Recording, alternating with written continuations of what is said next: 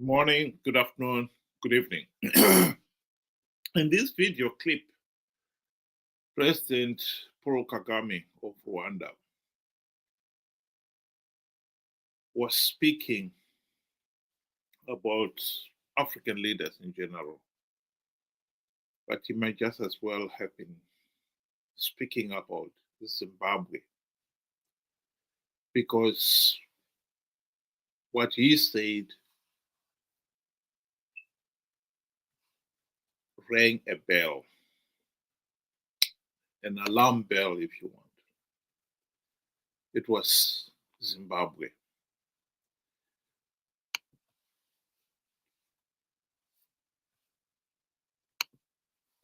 I know leaders when I see them. I also know idiots when I see them. You can imagine the combination of both of them, the disaster it is. If you are a leader and an idiot, it's a disaster, absolute disaster.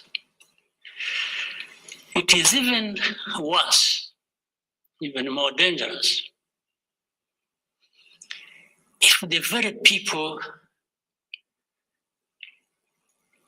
who hold the power in their hands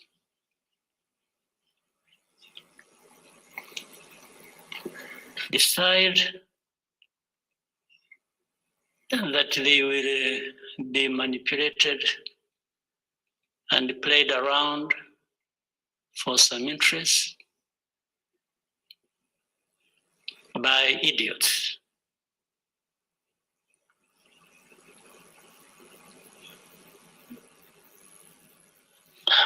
Really, it is. I have had interactions with many of our leaders on the continent. And among other things we talk about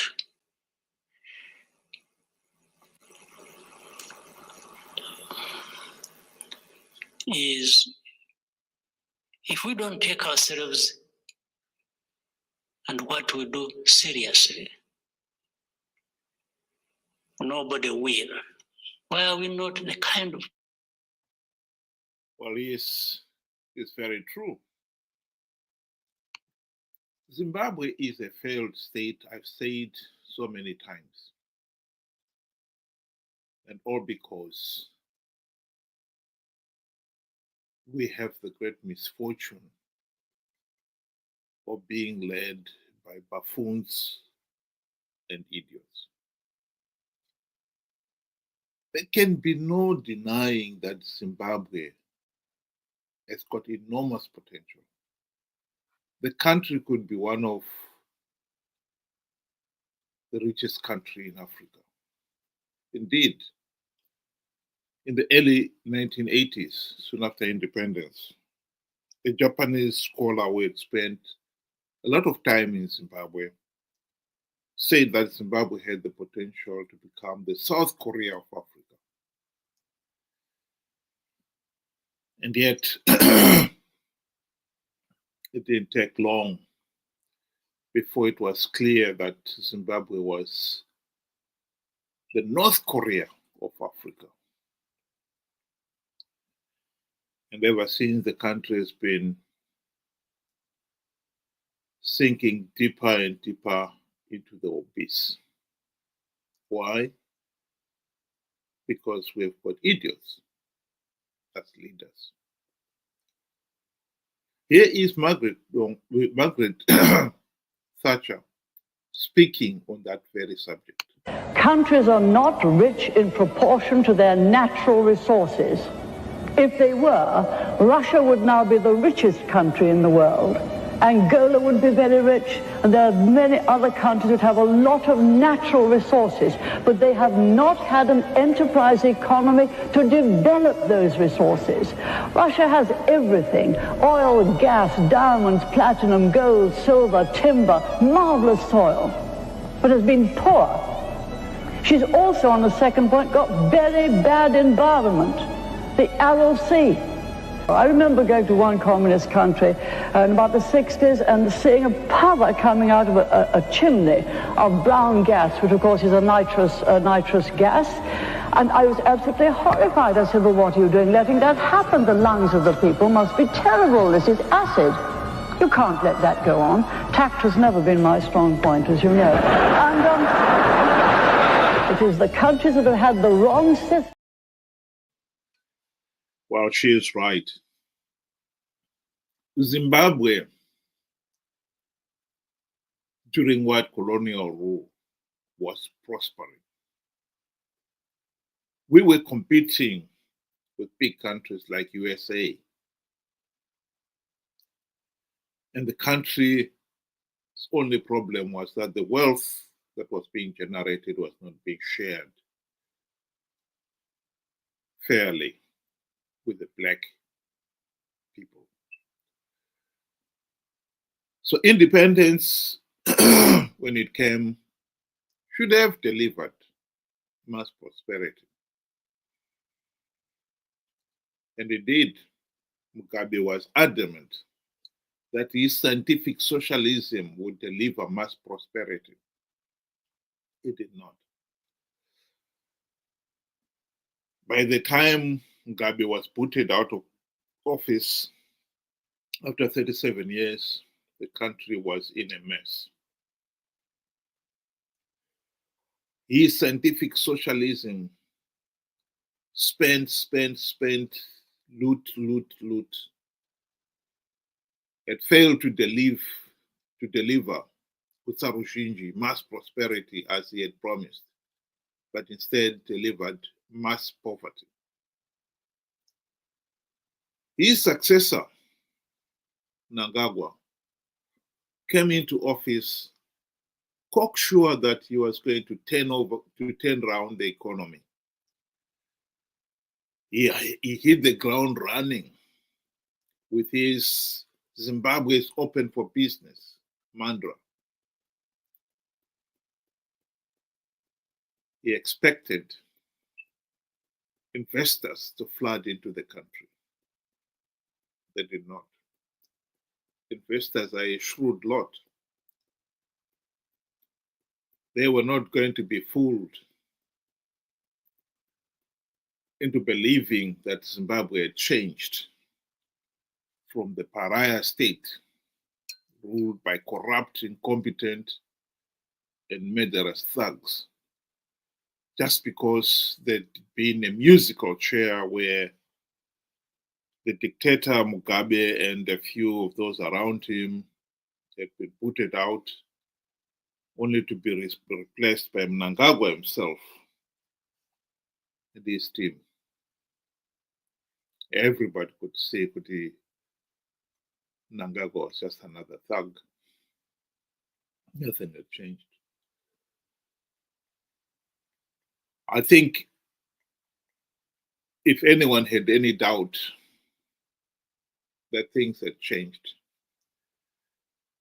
after the coup, the 2017 coup, the elections of 2008 left everybody no doubt that Zimbabwe was indeed still the same pariah state ruled by corrupt, incompetent, and murderous thugs.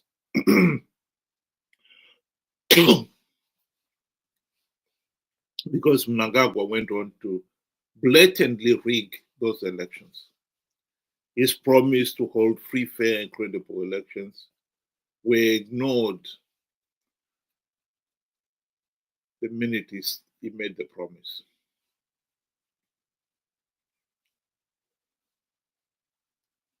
The second level of idiots we had power is the Zanu PF leadership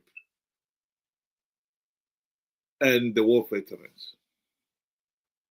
The ease with which Robert Mugabe conned his fellow Zanu PF leaders including the freedom fighters, to turn the gun on the people they're supposed to have liberated, to become the nation's oppressors. It's absolutely amazing. He bribed his fellow Zanu PF leaders with trappings of high office. And as they say, the rest is history. Here is Dr. Simbamakoni talking of how quickly corruption became rampant in Zanu PF. I recall very clearly that when we came into office in 1980, we inherited Ian Smith's systems. And Ian Smith's ministers drove Peugeot 504s. They drove themselves from home to work in their Land Rovers and all in kinds. Most of them were farmers. They parked their Land Rover and then they used the government vehicle when they were at work with a chauffeur. When they finished at night, they packed them and they took theirs to go home. Within the month of our coming into office, Prime Minister Mugabe then directed that every minister be issued with an E-class Mercedes-Benz. And the Peugeot 504s were retired to permanent secretaries, and the deputy ministers then took over. We can also look at many other things, small they may appear at the time. Let me hazard that even at that point, Enos Nkala was our Minister of Finance. I don't think we knew what budget we inherited from Ian Smith when the decision was taken to buy those E-class fleets for the ministers. So the material affection for material themes has always been with us. And the differentiation also, even going back into the camps, Zema Shefu, Neze, my comrades, Makada, were not the same. So much so that even... So the leadership was quickly corrupted and they became players in the creation and imposition of the de facto one-party state that has denied the people their basic freedoms and rights, including the right to a meaningful say in the governance of the country. These are the very things that the nation had gone to war to achieve. And yet, no sooner had we gained our independence, we found ourselves back to square one, because Mugabe was able to corrupt those around him. It is interesting to note here that Zanu PF has never really wanted the ordinary Zimbabweans to exercise their basic fundamental rights and have created a political system and run it with that in mind. Here is Margaret Longo speaking to that very issue, that Zanu PF leaders have never really cared about the ordinary people and their freedom and basic human rights.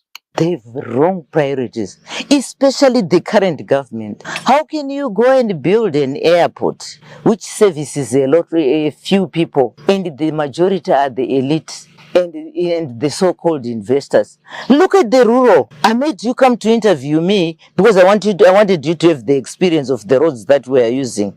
If we go today to our hospital there, you feel pity with that's a hospital in a rural area. If we go to our clinic, you feel pity. We have no piped water here. Do you know the reason why the rural people vote for Zanu PF? One, they're intimidated. Two, the policy is that the rural people should remain poor and subservient to the government. They should remain poor because if they remain poor, they continue singing the song for their master. This is why these people have been impoverished. It's for a reason. Because at the moment, if you economic empower these people, they'll go out of hand. Zanu PF will never have control over them.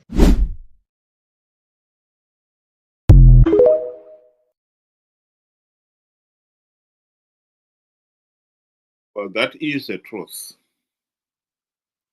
So we have come a full circle where Zanu PF has deliberately kept, particularly those in the rural areas, poor for its own selfish political gain. Ian Smith denied the people in the rural area title deeds to land, even the few square meters on which their rural home, their rural huts are built. The reason for it was simple. The whites feared that if the blacks were to be economically empowered, the next thing they would want is political power. And so the answer was no. Mugabe was presented with the same plan, that if you gave people in the rural areas title deeds, they would be able to build decent homes for themselves and look after that land with greater commitment. This principle of communal ownership is undermining the people's confidence in building themselves decent homes. Mugabe rejected the idea for the same reason too as Ian Smith. He did not want the rural people to be economically empowered because, as Margaret Donko explained there, they would become politically powerful and undermine Zanu PF's iron-crippled power.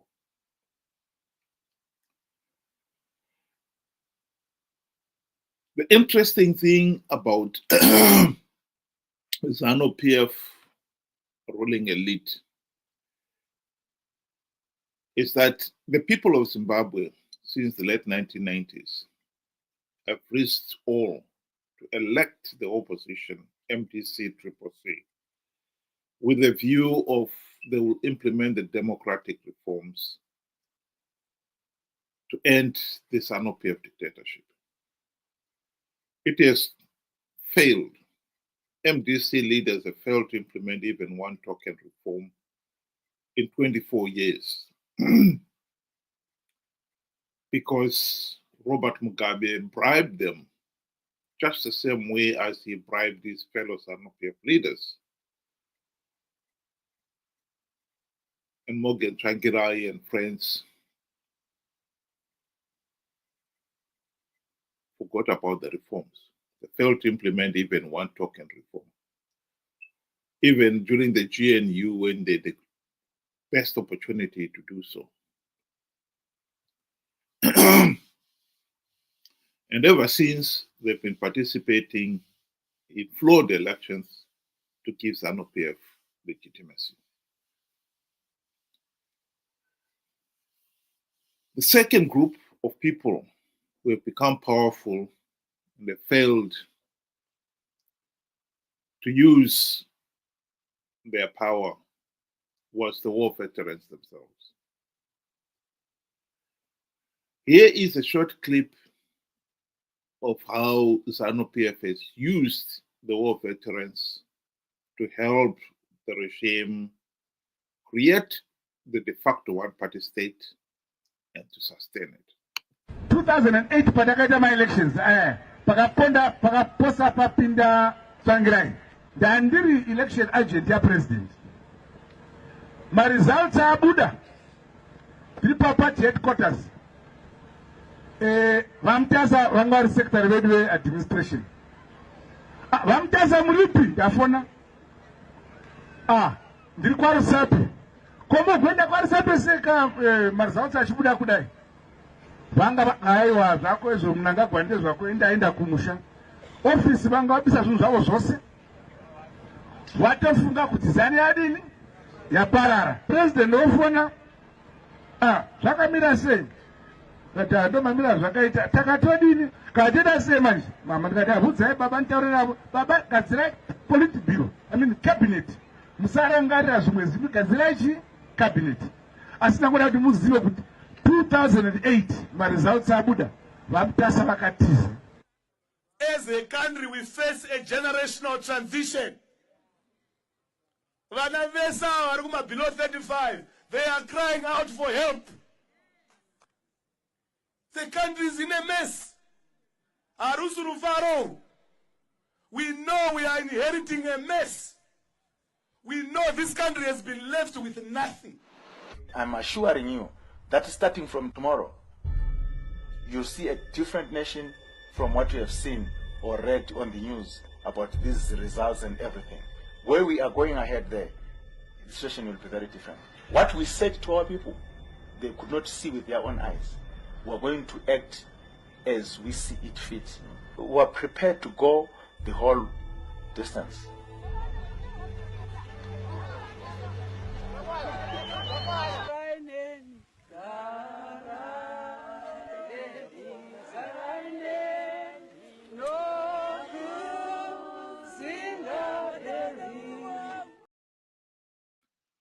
We are a nation of idiots. The last gentleman we saw speaking there was Jabulan Svanda. He was one of the leaders of the war veterans. And they were used as the foot soldiers in the wanton violence of 2008. He even posted about it. There is no denying that war veterans have been Zanu PF's foot soldiers who have helped to impose the de facto one-party state. It's interesting how easily Mugabe strung them along. The party will only remember the war veterans during elections. It will give some of the more militant war veterans cars with which to campaign for the party. Promise the war veterans pensions and God knows what else. But as soon as the regime has the elections in his pocket, the cars will be taken back and the war veterans will continue to suffer like the rest of the population. Zimbabwe's economic meltdown has not only affected the ordinary Zimbabweans, it has affected the war veterans themselves too. It is interesting to see how Zanu PF leaders have strung them along, promising them that tomorrow it will be their turn to loot. And they believed it. And they would do Zanu PF's dirty work of brutalizing the ordinary people, denying them a meaningful say in the governance of the country, sustaining the one-party dictatorship. And interestingly enough, tomorrow has never come for the overwhelming majority of those war veterans. It's now 45 years after independence, and many of them have lived and died in abject poverty. It is interesting to note that some of them have been very vocal in demanding that the war veterans should be allowed to get into power. One of them was demanding that, do you think it is normal, he argued, that we should have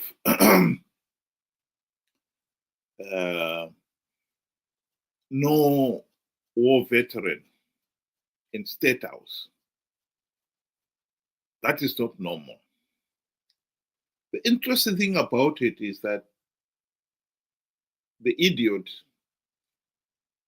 and I say idiot because he is an idiot, does not even now realize that Zimbabwe's political system has failed.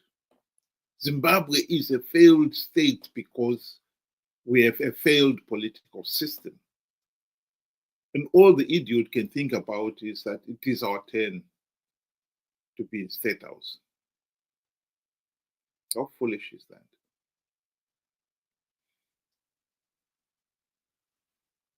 The other group of idiots is the people themselves. I think Zimbabweans, particularly the so-called intellectuals, those in the urban centers and in the diaspora, have turned out to be first-class idiots.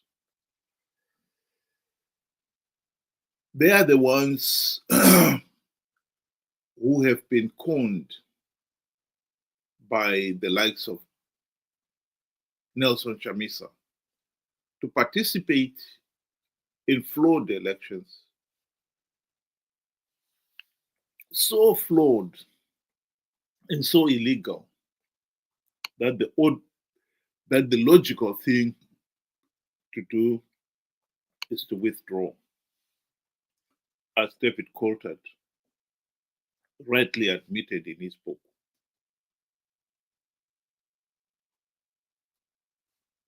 And yet, these intellectuals, these people in the urban centers who should be better informed, are the one that the opposition have conned into believing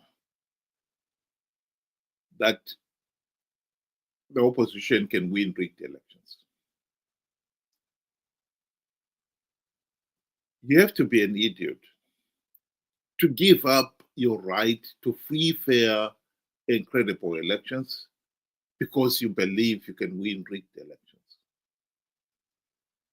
Particularly when you have been warned repeatedly that if you participate in those flawed elections, you'll give Zanu PF legitimacy. And yet that is what Zimbabweans, in their millions, have done repeatedly. One of the most disappointing things in Zimbabwe politics is how some people refuse to accept that Chamisa is a liar, even with all the mountain of evidence before them. Chamisa lied that he had plugged all the vote-taking loopholes. And the reason for the lie was greed. He wanted people to participate in those flawed elections, to give Zanu PF legitimacy, for a share of the gravy train seats, as David Coltart admits in this quotation. Here is Chamisa promising the people in 2023 that CCC would win, and he was preparing to form the cabinet. Makorokoto Zimbabwe nokuti hakuna munhu anomira kana denga raronga plan. Denga raronga plan, denga harifoiri. Plan yaMwari haifoiri. Ini ndatanga kugadzira cabinet. There is no way we are not going to form a new cabinet. There is no way we are not going to have a celebration. There is no way we are not going to have an inauguration. Let's start preparing for our inauguration. Let's start preparing for our celebration. Of course, Chamisa was lying. And here is one of the few occasions when somebody actually took him to task for lying. Ende patakasangana na Trump akatibvunza naye akomana mari yamuri kuda kuti nyika ifambe imari. Serious questions were raised about your behaviour in Washington, D.C. You did see some senior people on Capitol Hill, some Congress people, but you also claimed that you'd seen Donald Trump. You claimed you had a conversation with him in which you said he asked you how much you needed to move the country forward. You told him $15 billion, and he said to you that he would provide the money if you won the election. That was not true, was it? Sangana na Trump akatibvunza naye akomana mari yamuri kuda kuti nyika ifambe imari. It was not true that you'd seen Donald Trump and that Donald Trump indicated to you that he would provide, if you won the election, $15 billion. All those statements were said by other people, not what I said. Akasangana na Trump akatibvunza naye akomana mari yamuri kuda kuti nyika ifambe imari. Well, no, because there is a video which shows you at a rally in January back home in Zimbabwe saying that Donald Trump had pretty much promised you $15 billion. To be clear, because some... Well, even there, he tried to deny it. The truth of the matter is, Nelson Chamisa is corrupt, incompetent, and a liar. And the number one challenge facing Zimbabwe today is that the country needs to stop participating in these flawed elections, because doing so will only give Zanu PF legitimacy. That is at the heart of the problem.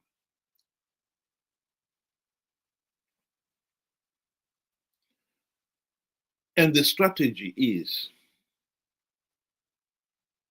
as much as the country would prefer to have the reforms implemented, we know that Zanu PF would never implement any reforms. And as much as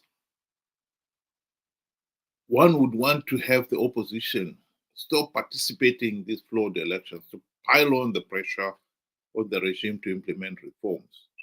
Indeed, MDC and CCC had the opportunity to implement the reforms themselves during the GNU, and they failed to do so. And participate the will. They participated in flawed elections in the past, and we can expect them to participate in the flawed 2028 elections. So our only hope is to make sure that people do not participate in their millions, that people are not conned to participate in their millions. Because if people do not participate in their millions, they will deny Zanu PF legitimacy. Why that is so difficult for some people to comprehend beggars belief, and yet there it is.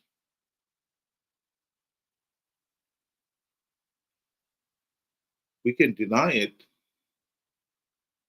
but the truth of the matter is, we in Zimbabwe, we are indeed a nation of idiots. And many of those idiots are in positions of power and authority. And that is why the nation is a failed state, and we are stuck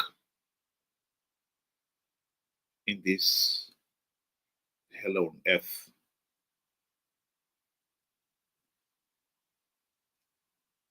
If we do not shake our heads and get ourselves out of this sloth-like intellectual slumber, Zimbabwe will remain a failed state. That is a fact. Thank you very much. Have a good day.